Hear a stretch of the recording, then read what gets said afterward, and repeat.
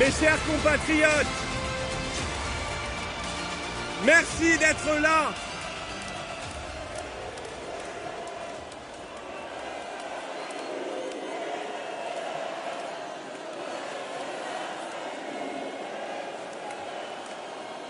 Merci.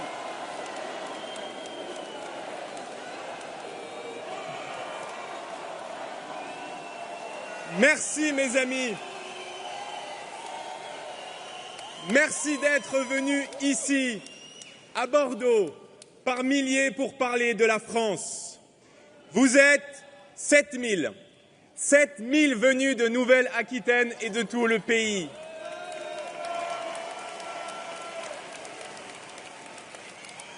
Vous êtes des milliers à nous suivre à la télévision et sur les réseaux sociaux. Des milliers de Français inquiets du temps présent, mais plus que jamais debout pour l'avenir.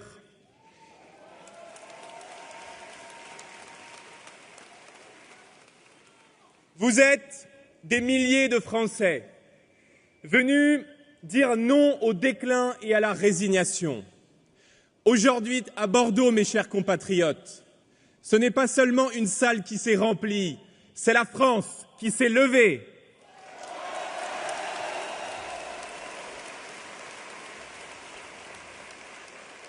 Vous êtes, mes chers amis, le peuple de France. Vous êtes la France des villes et des villages. Vous êtes la France qui travaille sans jamais se plaindre. Vous êtes la France qui ne renonce pas, celle qui entend être fidèle à notre destin millénaire. Vous êtes, mes chers compatriotes, la France qui, malgré les épreuves, porte dans son cœur la plus belle des espérances. Alors, laissez-moi vous dire, tant que vous serez là, tant que vous porterez cette flamme, jamais la France ne s'éteindra.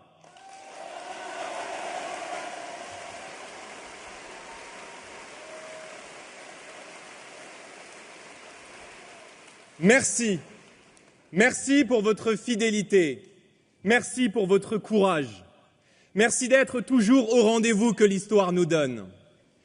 À l'aube d'une bataille imminente, nous sommes là, dans cette belle région de Nouvelle-Aquitaine, sur cette terre profondément française.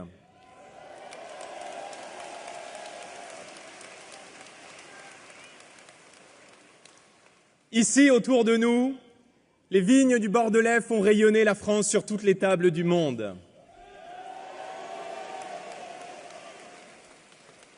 Ici, nos paysans façonnent un terroir et une gastronomie que l'on nous envie de Pékin jusqu'à New York.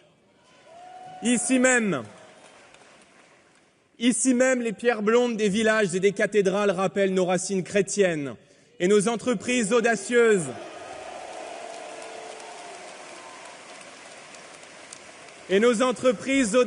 nous montrent chaque jour que la France est née pour conquérir l'avenir. Je vous aime aussi. Ici même, mes amis, dans cette salle, bat le cœur de la France éternelle, fière de ses racines, confiante dans son génie et par-dessus tout impatiente de relever les défis du monde.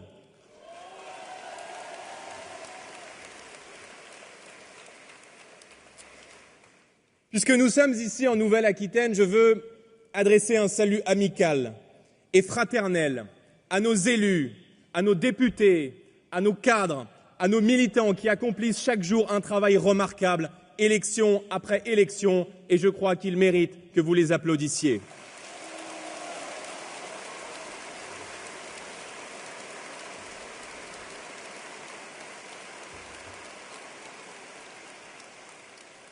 Mes amis, Marine l'a rappelé, nous sommes à un tournant de notre démocratie.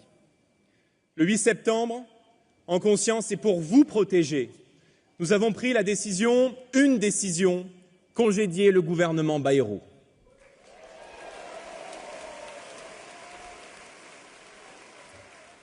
Comment aurions-nous pu accorder notre confiance à un gouvernement qui a tant abîmé la France ? Comment aurions-nous pu accorder notre confiance à un gouvernement qui, des socialistes jusqu'aux républicains, proposait de vous retirer 2 jours fériés, d'augmenter vos impôts et d'aggraver les déficits. Aucun marchandage, aucun calcul politicien, aucun arrangement de couloir n'aurait pu entamer l'écoute et le respect que nous vous devons. Contrairement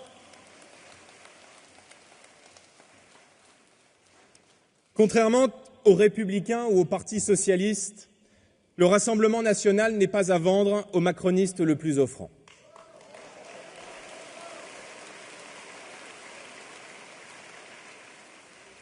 Alors très simplement, à ceux qui ne l'auraient pas encore compris, j'aimerais rappeler la chose suivante. Nous ne sommes pas comme eux. Notre seule et unique boussole, c'est l'intérêt supérieur de la nation et la défense du peuple français.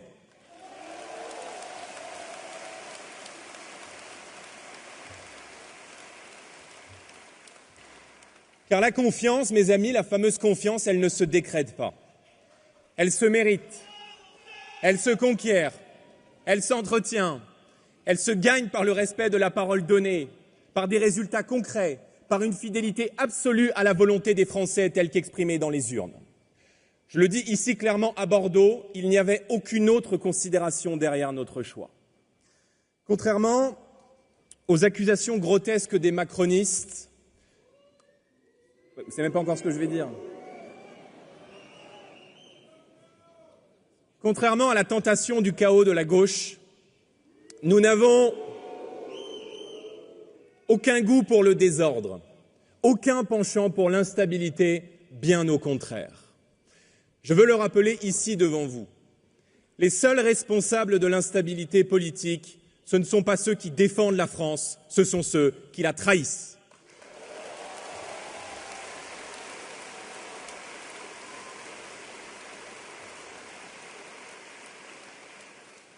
Des Républicains jusqu'à la France insoumise, ils ont passé des alliances de la honte en 2024, avec comme seul projet pour la France, sauver leur siège, tout bloquer, et cela pour empêcher notre victoire. Il y a quelques mois à peine, mes amis, nous étions en route pour l'alternance. Une majorité patriote, une majorité claire, une majorité qui aurait rendu à la France la stabilité qu'elle mérite. Mais ce projet, par magouille politicienne et mépris des Français, ils l'ont saboté et nous en subissons aujourd'hui le résultat. Alors oui, nous avons rejeté ce gouvernement. Car comme des millions de Français, nous n'avons aucune confiance dans ceux qui ont conduit le pays à la faillite. Rendez-vous compte, en 8 ans, les macronistes ont creusé autant de dettes que dans les 50 années qui ont suivi l'après-guerre. Alors qu'autour de nous, nos voisins européens font mieux, la France emprunte désormais plus cher que la Grèce, que la Slovénie, que le Portugal et depuis peu plus cher que l'Italie. Nous n'avons aucune confiance dans des gouvernements qui ont nourri année après année le monstre bureaucratique qui dévore la richesse nationale. DPE, ZFE, CSRD, C3S, toutes ces normes absurdes, ces impôts de papier que vous affrontez chaque jour font perdre des dizaines de milliards d'euros chaque année à la France.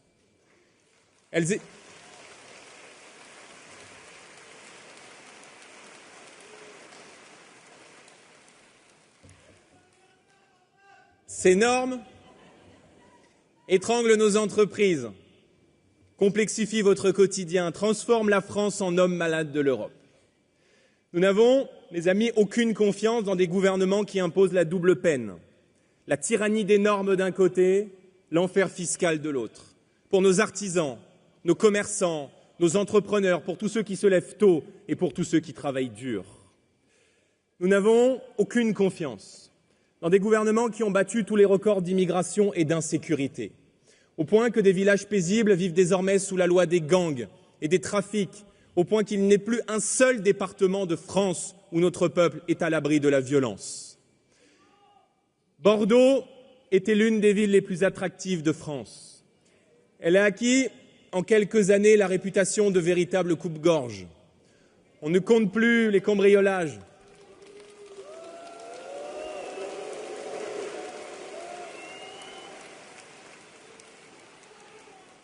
les agressions impliquant des mineurs étrangers. Il y a 15 jours à peine, c'est une adolescente de 16 ans qui a été violée en pleine rue dans Bordeaux par un migrant algérien.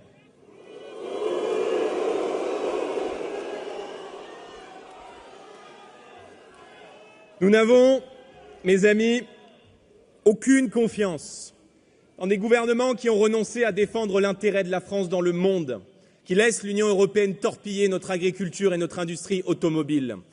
Voilà leur vrai bilan. La révolution promise par Macron, le changement vanté par Hollande, les promesses trahies de la droite avant eux. Tout cela n'a mené qu'à une seule chose, les Français n'ont plus confiance dans ceux qui les ont gouvernés.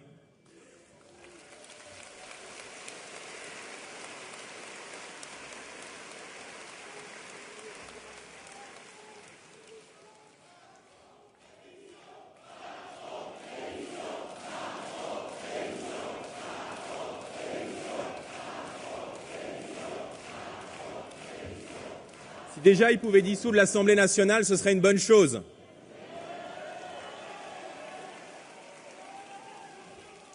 Alors, au vu d'un tel désastre, mes amis, comment donner tort aujourd'hui à l'expression des Français? À force de déception, nos gouvernants ont réussi à installer le doute chez certains de nos concitoyens. Le sentiment que rien d'autre n'est possible et que voter ne sert plus à rien, nous leur disons que tout cela est faux. Les macronistes ont rapetissé le plus grand pays du monde. Ils ont étouffé ses atouts, bâillonné ses talents, méprisé ses forces vives. Ils ont réduit au silence une France créative, travailleuse, novatrice et l'ont sommé de payer pour les autres. Nous sommes, rendez-vous compte, devenus ce pays où respecter les règles, où payer des impôts, où être honnête est moins valorisé que de profiter du système. Nous sommes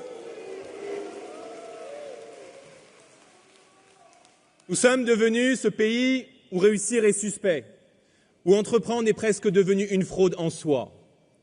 Nous sommes devenus ce pays où l'on protège davantage les squatteurs que les propriétaires,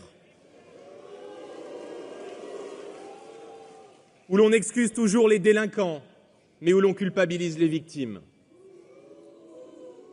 Nous ne supportons plus que l'on exige toujours plus de sacrifices de la France qui travaille, pendant que l'État met directement ses mains dans vos poches, comme si l'argent gagné par votre sueur lui appartenait. Nous n'acceptons pas qu'un gouvernement envisage de vous voler 2 jours fériés pendant qu'il gaspille des milliards d'euros dans tout et n'importe quoi.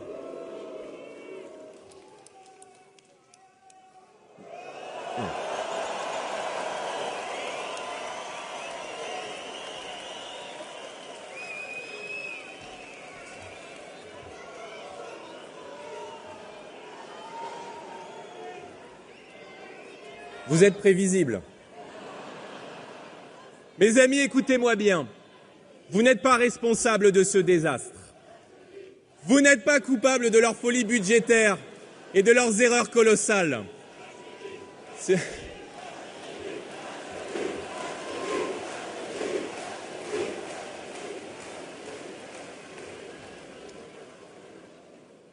la France tient encore debout aujourd'hui,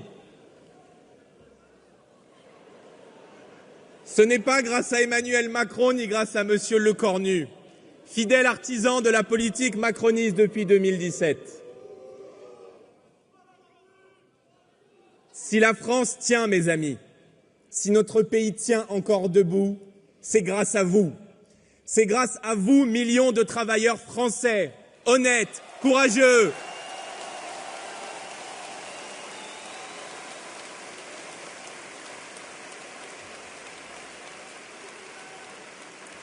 Vous qui vous levez tôt et qui travaillez dur, vous qui portez sur vos épaules le poids de toute la nation française. Et je veux vous le dire clairement ici à Bordeaux, l'argent que vous gagnez en travaillant dur n'appartient à personne d'autre qu'à vous. Chaque euro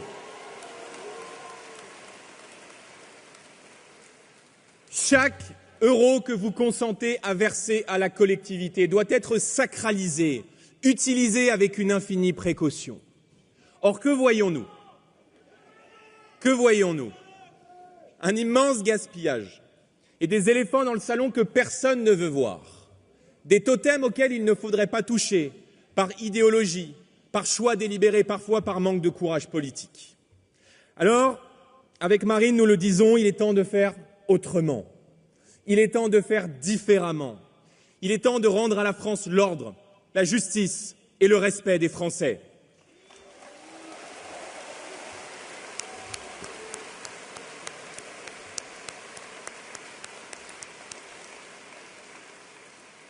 Si le nouveau Premier ministre ne rompt pas avec la folle politique d'Emmanuel Macron, alors tout naturellement, il tombera.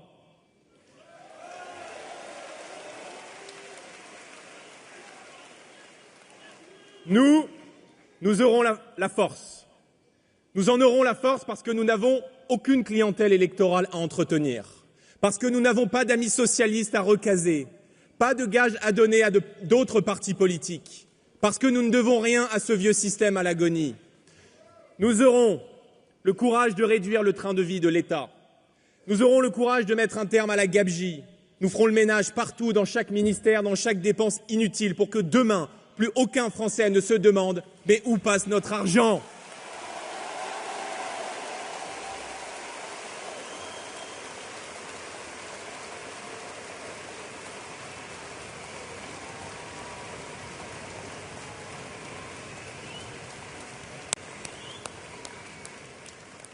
La première vérité que l'on cache aux Français, c'est naturellement le coût colossal de l'immigration.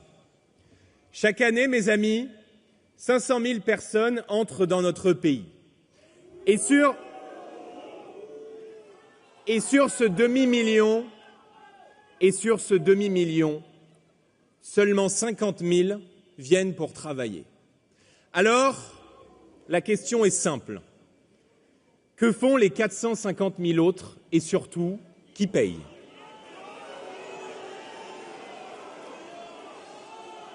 Chaque année, des milliards sont engloutis pour prendre en charge la terre entière, pour prendre en charge une immigration d'assistanat qui a transformé la France en guichet social de l'Europe. Savez-vous qu'il existe aujourd'hui près de 60 types d'aides sociales accessibles pour les étrangers qui mettent un pied sur le sol français?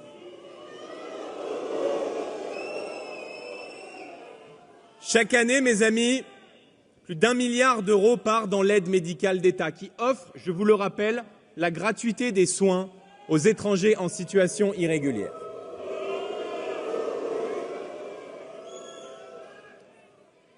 Et pendant ce temps, un retraité français sur 3 renonce à se soigner parce que le reste à charge est trop important.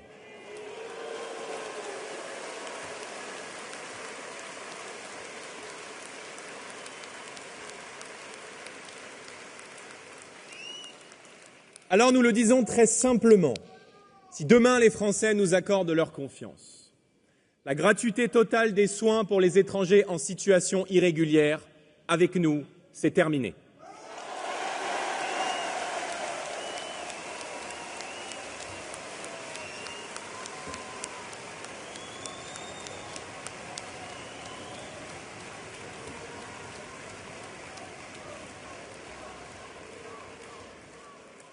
Les allocations familiales pour tout le monde, avec nous, c'est terminé.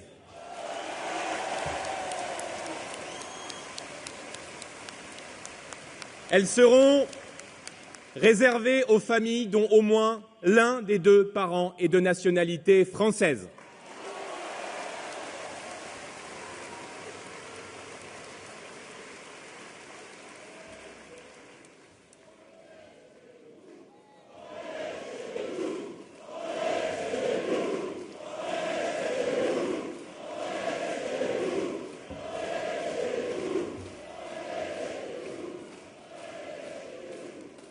Le RSA pour tout le monde, avec nous, c'est terminé. Pour les étrangers,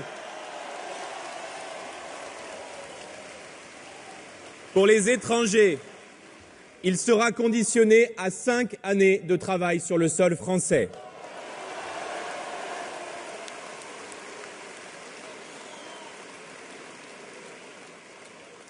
La préférence étrangère dans les HLM, avec nous, c'est terminé.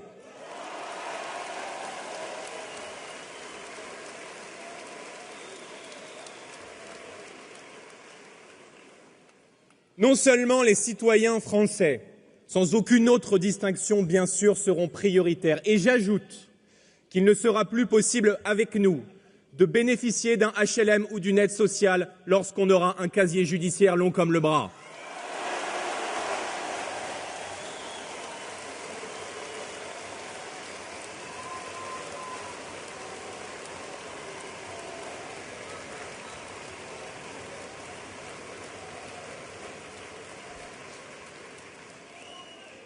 Avec nous, mes amis, il y aura une règle simple, une règle de bon sens qui existe déjà dans beaucoup de pays du monde.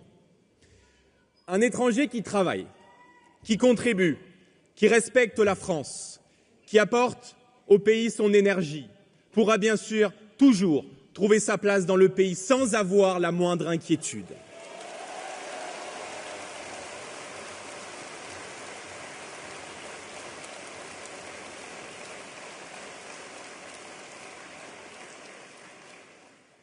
Mais avec nous, un étranger qui ne travaille pas, au bout de 6 mois, ne pourra pas renouveler son visa et devra naturellement, comme c'est le cas dans beaucoup de pays du monde, quitter le territoire français.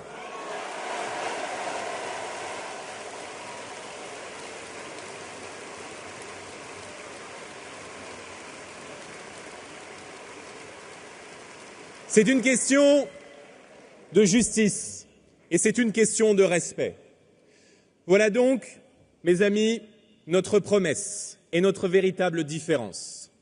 La France tendra toujours la main à ceux qui respectent ses règles et à ceux qui participent à la vie du pays. Mais la France aussi dira stop à ceux qui croient pouvoir s'installer chez nous au mépris de nos lois, de nos traditions et de nos valeurs.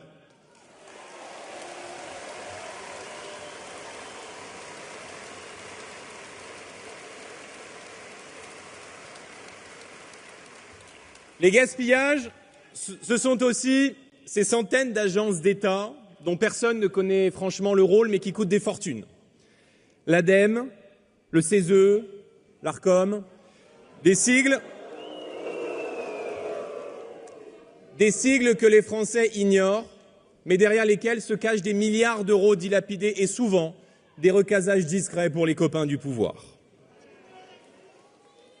Avec nous, les agences inutiles seront supprimées, parce que chaque euro d'argent public doit retrouver du sens.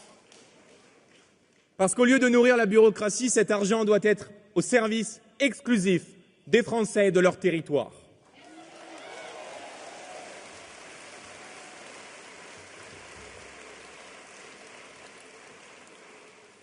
Regardez aussi, mes amis, notre contribution à l'Union européenne. Alors que nos voisins obtiennent des rabais, je pense à l'Allemagne ou aux Pays-Bas, qui ne sont pas les plus petites économies de la zone euro, la France, par idéologie, paie toujours davantage, encore 6 milliards d'euros en plus cette année. Rendez-vous compte du niveau de cynisme.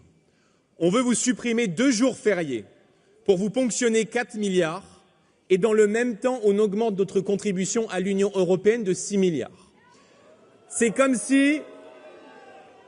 si vous travailliez 3 jours gratuitement pour Ursula von der Leyen.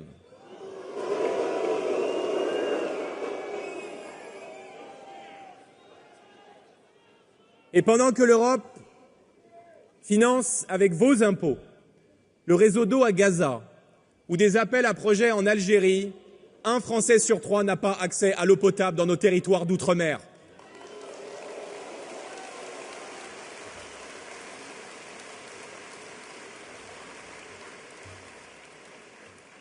À ce titre, cette semaine, l'Union européenne a décidé d'acter la signature de l'accord de libre-échange avec le Mercosur. Une double peine pour nos agriculteurs, non seulement car Bruxelles aggrave la concurrence déloyale, mais dans le même temps, elle envisage de raboter les subventions de la politique agricole commune. Pendant que le président de la République se tait, pendant que ses ministres baissent les yeux, nous avons décidé d'agir. La Commission von der Leyen entend sacrifier nos paysans et notre souveraineté alimentaire pour permettre à l'Allemagne d'exporter des Mercedes. Alors, avec mes collègues du groupe des Patriotes, nous avons déposé contre elle une motion de censure qui sera mise aux voix dans les prochains jours.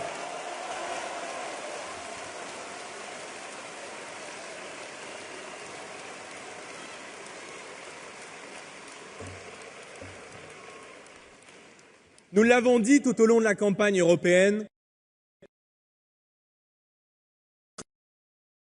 elle doit au contraire être le bouclier de nos intérêts. Avec nous, très simplement, la contribution française aux budgets européens sera réduite. Nous rendrons leur argent aux Français. Et croyez-moi, mes amis, nous ferons respecter la voix de la France haute et claire en Europe et dans le monde.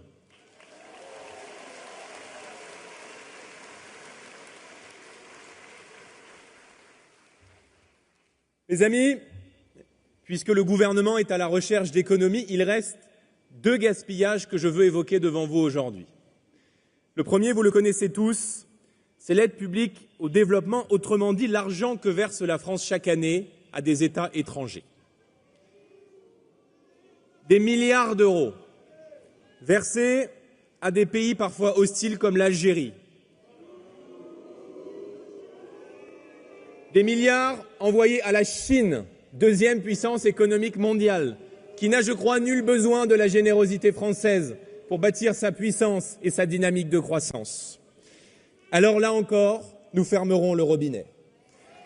Cet argent,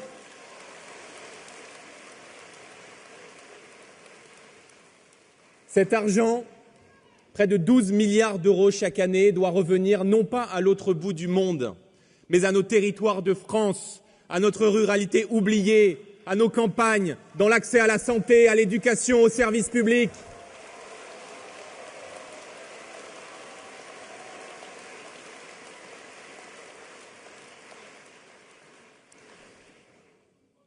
Le dernier gouffre financier que j'aimerais aborder devant vous, sur lequel, là encore, nous ambitionnons de faire des économies, c'est celui de l'audiovisuel public. Chaque année, plus de 4 milliards d'euros sont engloutis dans une machine dont les dérives militantes sont désormais connues de tous. Ce ne sont pas certains journalistes stratèges du Parti socialiste qui me démentiront. Quelle grande démocratie digne de ce nom, en 2025, peut encore accepter de financer à ce prix-là une télévision publique pléthorique, partisane et militante? Aucune. Voilà pourquoi nous privatiserons l'audiovisuel public.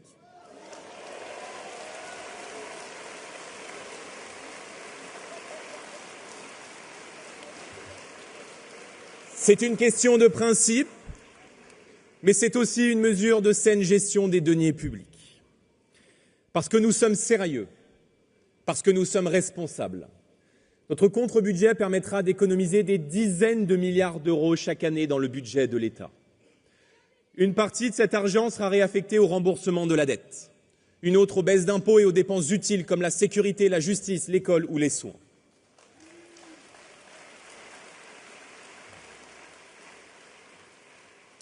Voilà donc parmi d'autres, mes amis, une différence fondamentale entre eux et nous. Ils dépensent sans compter, nous remettrons de l'ordre. Ils creusent la dette, nous libérerons et nous simplifierons la France. Ils affaiblissent le pays, nous mettrons tout en œuvre pour le redresser.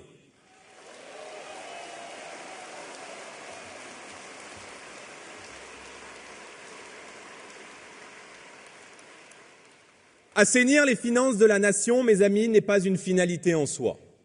C'est bien sûr une nécessité absolue si l'on veut rebâtir la réputation de la France et construire une nouvelle ère de puissance et de prospérité. Comme toutes les familles de France, l'État doit faire des efforts et l'État ne peut plus vivre au-dessus de ses moyens.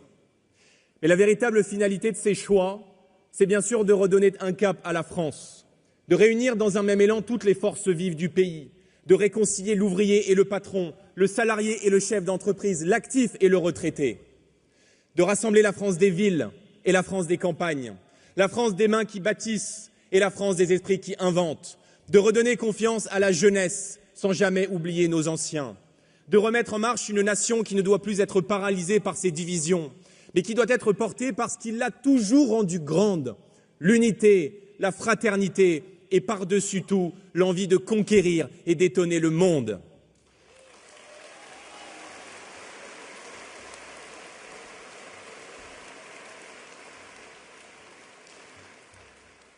Mes amis, pour conclure, et puisque nous parlons de confiance ces derniers temps, je voudrais revenir devant vous quelques minutes sur le sens profond de ce mot pour nous, patriotes. Si nous voulons que les Français retrouvent confiance en l'avenir, alors il faut d'abord que les dirigeants politiques aient confiance en eux, peuple français. Il y a eu durant 8 ans bien trop de mensonges, de faux-semblants, de mépris, parfois de dissimulation. Comme le disait le grand historien Marc Bloch, notre peuple mérite que l'on se fie à lui et que l'on le mette dans la confidence. On ne rétablira pas la confiance si les Français n'ont pas la certitude d'avoir à la tête de l'État des dirigeants qui les aiment, qui les respectent, qui les considèrent, qui connaissent leurs préoccupations, qui connaissent leurs souffrances, qui partagent leurs espoirs et leurs ambitions. Des dirigeants qui parlent vrai, des dirigeants qui regardent les Français dans les yeux et qui tiennent leurs paroles. Des dirigeants qui ne gouvernent pas contre le peuple, mais avec le peuple et pour le peuple.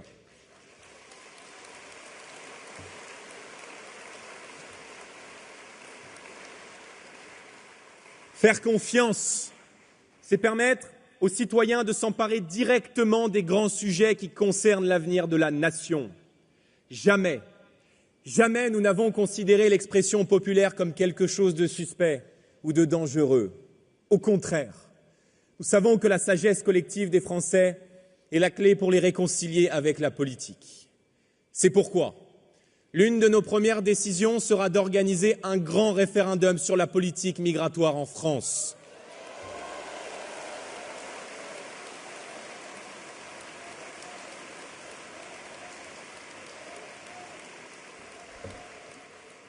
Sur ce sujet existentiel, nous l'avons dit, ce n'est ni aux juges, ni aux ONG, ni à Bruxelles de décider, c'est à vous, peuple de France, de décider quelle politique migratoire vous voulez pour le pays.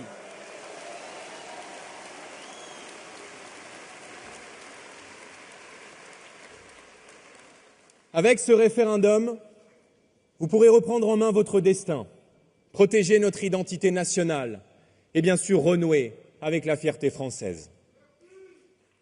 Faire confiance, c'est vous rendre le droit à un destin, le droit à la parole. Ces 2 droits qui vous ont été confisqués depuis tant et tant d'années. Faire confiance, c'est aussi dire la vérité. La crise que traverse la France ne se résoudra pas par un simple changement de casting, par une valse de ministres interchangeables et tous anonymes. Elle exige une rupture profonde, avec 8 années de politique macroniste, qui n'est rien d'autre que le socialisme en pire. Faire confiance. Faire confiance, c'est admettre que seul un retour aux urnes permettra de rétablir la stabilité que le pays attend.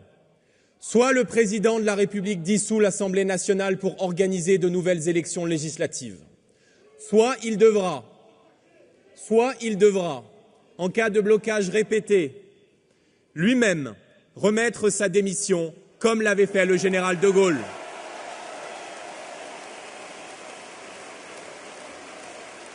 C'est de sa responsabilité.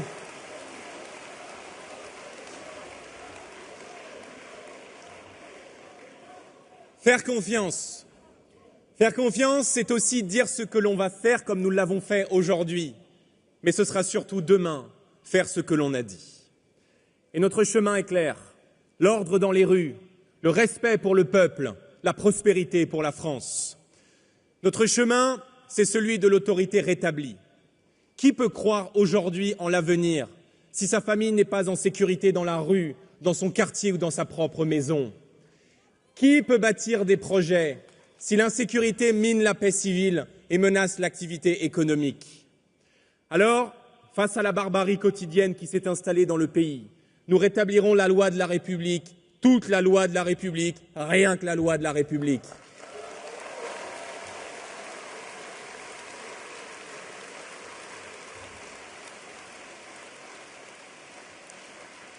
Nous en terminerons avec les bavardages. et les formules creuses de M. Retailleau, assis chaque mercredi en Conseil des ministres entre des socialistes et des macronistes. Nous lancerons un grand plan de construction de places de prison pour que chaque peine soit appliquée sans la moindre exception.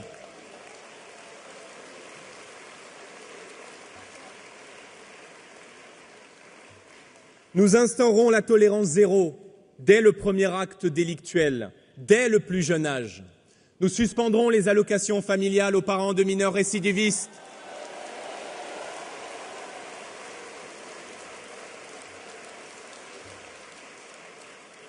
Nous expulserons immédiatement les délinquants et criminels étrangers qui n'ont rien à faire sur notre sol.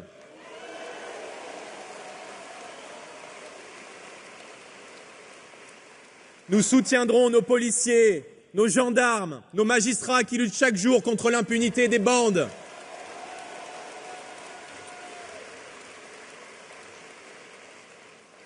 Les images de ce fonctionnaire de police lynché à Tourcoing par des barbares sont effroyables.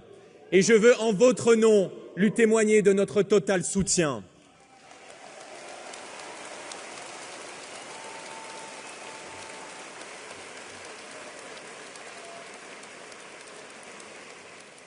Avec nous, encore une fois, la règle est simple et elle le sera lorsque nous serons au pouvoir. Tu touches à un policier, tu dors en prison.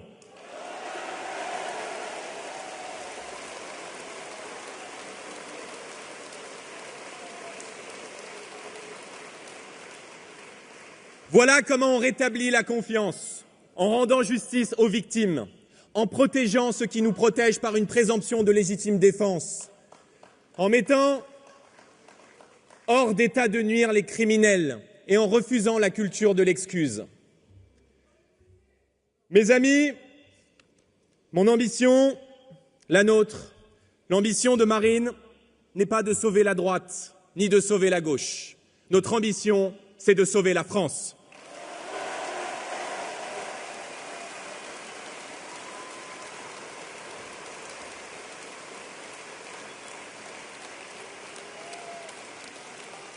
Notre ambition, c'est de redonner à la nation les leviers de sa puissance et aux Français les moyens de leur bonheur. Face aux tempêtes, face aux menaces et à l'histoire, nous avons, mes amis, nous patriotes, un devoir, nous préparer à gouverner. Et vous, grand peuple de France, vous aurez très bientôt un devoir, choisir, voter et par-dessus tout, ne rien céder.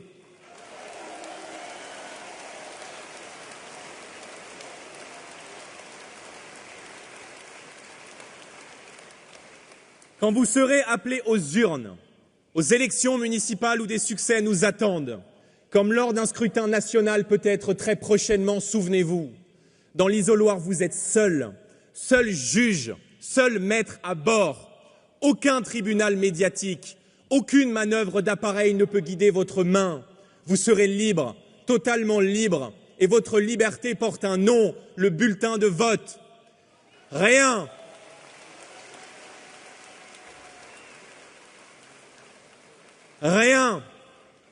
ne nous sera donné, rien ne sera facile. Il faudra vaincre les coalitions du pire et les alliances de la honte. Mais avec toute ma fougue de patriote, je veux réaffirmer aujourd'hui devant vous une conviction profonde. Nous allons gagner. Nous allons gagner.